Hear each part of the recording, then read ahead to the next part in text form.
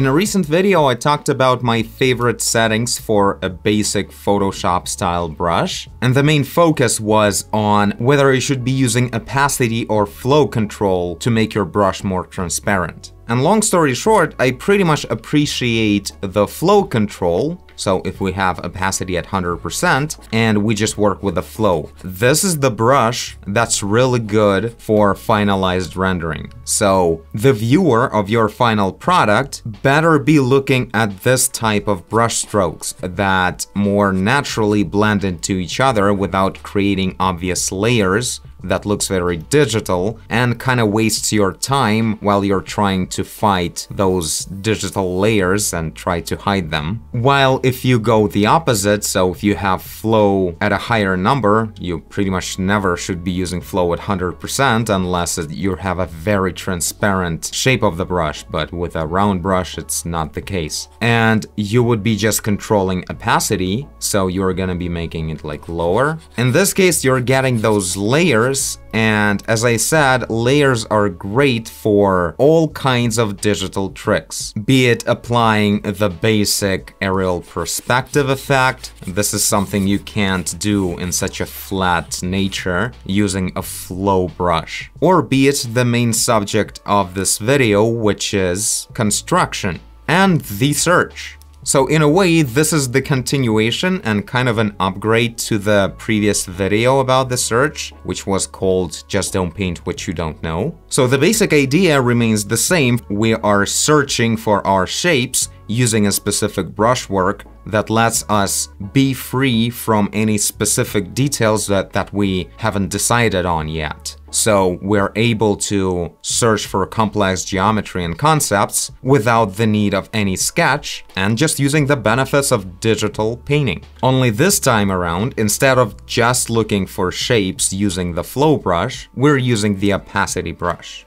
Now, so it would be clear what exactly I'm talking about. Things may vary in different apps, but I think if you pay a little bit attention to the settings and you'll try to find it in your app of choice, I'm pretty sure you'll be able to follow it, because my brushes at the moment, they're incredibly simple. I'll even go as far as I will turn off this little shape dynamics control. Generally, I almost don't use it because it's not really helpful. So in a nutshell, what the brush is, we're just having a hard, round brush, and we have pen pressure control for the flow of the brush. So right here, you see opacity control is turned off and flow control is turned on, and the minimum flow is 0. So if I press slightly, it's the low flow, and I press harder, it's the highest possible flow. In this case, 24%, or like even more solid of a brush stroke. But still, the nature of the flow brush is that if you scribble in one place, it will turn into a 100% opaque stroke. Even if it's a very low amount of flow, still scratching in one place will give you that result. Contrary to if we have lower opacity, it remains at this certain level,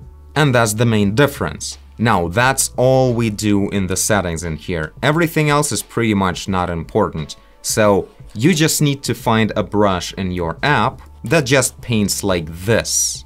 Just try to find the brush that has this nature. It's always one of the basic ones. It's a simple round brush. And that's about it. That's all I need from the brush settings specifically. But then I go into these quick settings where I define the maximum flow and maximum opacity. So the maximum, when I press as hard as I can, or as hard as I should without breaking the tablet, I'll get the maximum flow of 26%. And if I'll do this, it will be from 0 when I press slightly to just 9 when I press harder. And usually I keep opacity at 100%, the maximum opacity, or the only opacity. Since we don't have the pressure control for opacity, it's always gonna be the same number that we specify here. That's the logic behind it. We don't have the pressure control for opacity ever. It's just not needed. So if it's at 100, it's just always 100% opacity stroke, while it's being 0 to 24 flow. And for today's approach that I now like calling the X-ray approach, because it really looks like X-ray. I recently really started appreciating the digital effect of this opacity control. So I've been working on this guide today and I'm not done. So let me quickly create a new shape right here. So I'm choosing like our background is whatever color, it may be white. So this is the color of the character lit by this environment. And pretty much we'll lower the opacity as much as we can. What I really like about opacity, I kind of, today for the sake of this X-ray search, we can call opacity the amount of certainty. Like how confident are you in your strokes in the moment? So right now I'm starting doing something, I'm confident for like 10% maybe. Maybe more if I want to block in something specific, right? We can go with 20. And you see the color is pretty dark, but the stroke is this light thing. And as you may have noticed in this process, I started by building up the basic shape of this environment, the structure that this AI creature is mounted on. Heavily inspired by the Ghost in the Shell, by the way, the Project 2501. So at first I was working with these very transparent shapes, so apparently I think it was like 15% at first. And say I'm painting something else, let's say some kind of an alien head or something. So I'll start with the basic shape.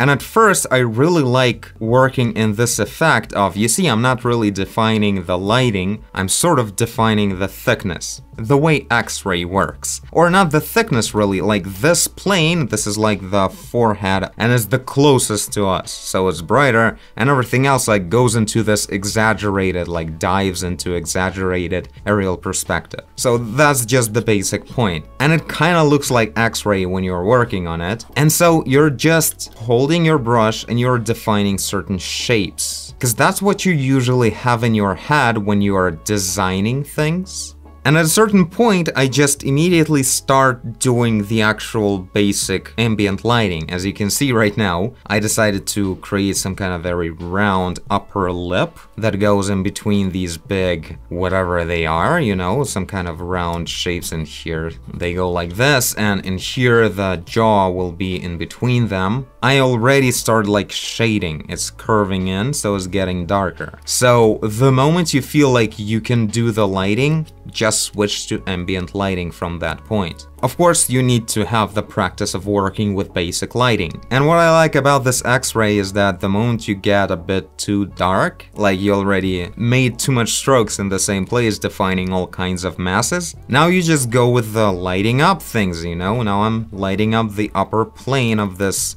mass right here. Some kind of speaker, I think. What the hell is this? I don't know. I'm really not thinking about this design, but it just feels really cool to work in this mode that it's just really cool in any case.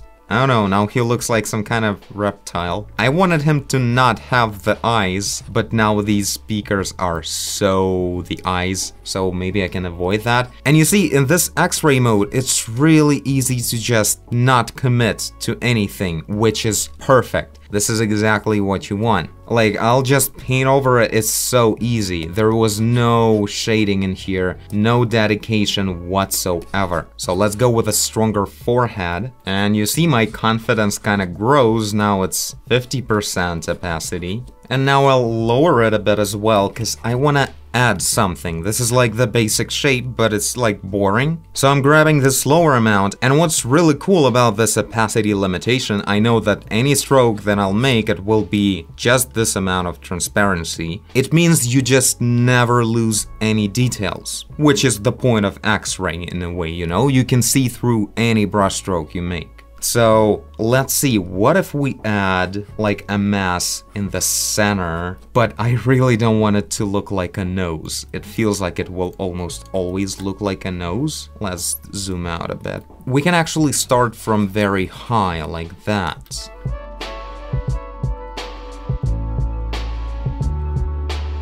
Now let's add some kind of element like this. I want to kind of cover this like eye forehead area, but it shouldn't be just there, like connecting the ear part with the slightly getting into the eye part.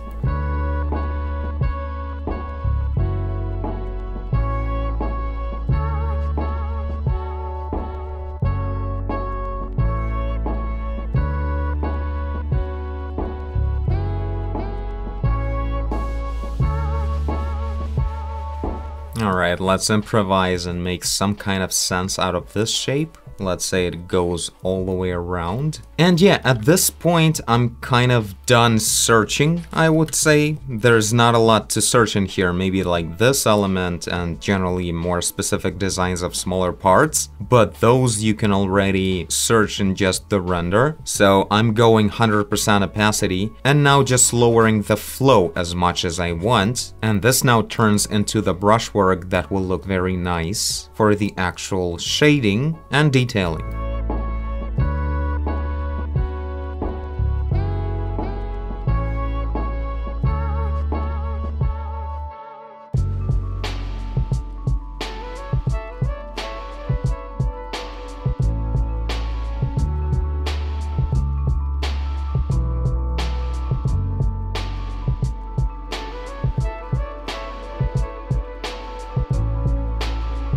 Boom, a weird helmet. So yeah, the whole point of this work right now is that I built from scratch and actually searched for a unique design and then quickly rendered it in black and white without drawing a single line, like not a single outline.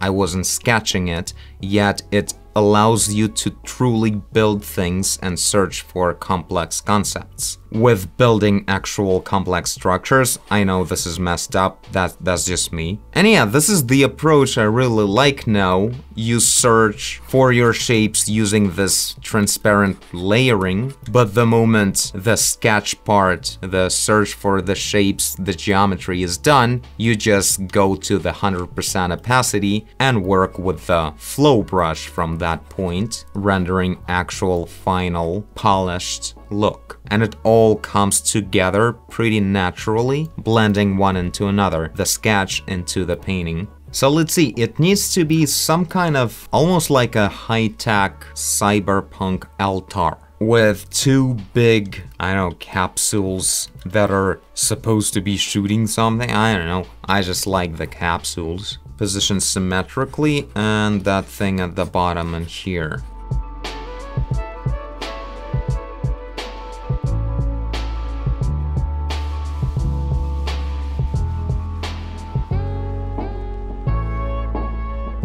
An interesting thing here, like I'm working with this not very fortunate shape of the cylinder. So it goes like this, and then this bevel going on in here, while all of this being cylindrical like that, right? And this is the center line. And what's really cool about building this shape using this X-ray low opacity brush is that at first I defined the basic quick gradient of the cylinder, right? So we can see how this is a cylindrical gradient, but it's not following this curvature right here, this quick change in the angle. So what I do to make that work, I define this basic gradient, but then I grab the dark color, and with low opacity, I just paint over this, or maybe a little bit with the curvature. And this way, I keep the gradient of the curvature in here, while making it altogether darker, which is what we need to show the difference in the angle, the quick bevel. So this kind of thing is really beneficial when you're using this type of brush, this kind of construction. I think it's only truly possible using digital.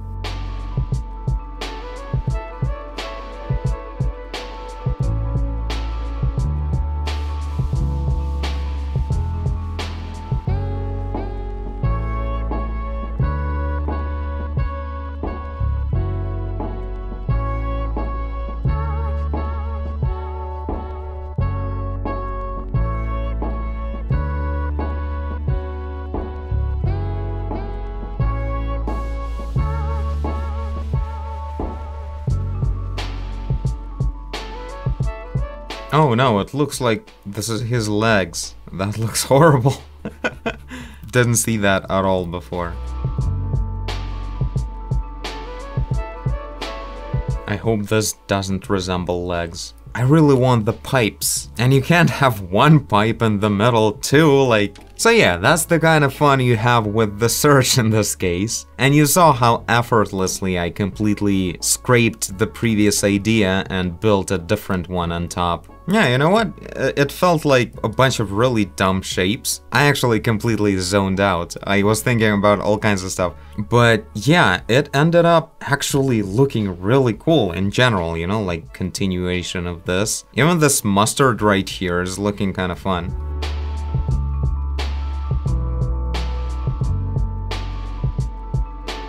So yeah, that's what I wanted to tell you about. In the next episode, we'll continue with the lighting, and I'll talk about different types of lighting and stuff like that. And in between the episodes, I'll probably colorize this character a bit, and maybe throw some more details for the background, especially at the top. But yeah, this is shaping up really cool. My favorite part about this X-ray search is that you start by actually creating the structure that is completely translucent, really building that shape while looking in the depth without having any other distractions. And the moment you kind of figure out what's up, what you're actually looking for, you start using this opacity for your benefit of like creating planes. Like if I want to bend everything like this, I'll just darken it, and now you know this is a bent plane with all the details intact. These two tricks really show the benefit of this quick digital style search that is only possible in digital. And yeah, I think in combination with all the recent tutorials, quick ones and longer ones, we're putting together a really robust painting approach, becoming really powerful. I really like it. We'll see what it will shape into in the next episode, but for now this is it. Bye! Yeah, working in this overlay mode right now, like can't actually grab this color. You know what would be cool for all the painting apps to have? If you want to grab just this color at the current layer, you would hold like Alt plus Shift or something, and then it will be the different type of eyedropper mode that's just for this current pixel in this current layer. I think it would be really beneficial, but alas, it's not a thing.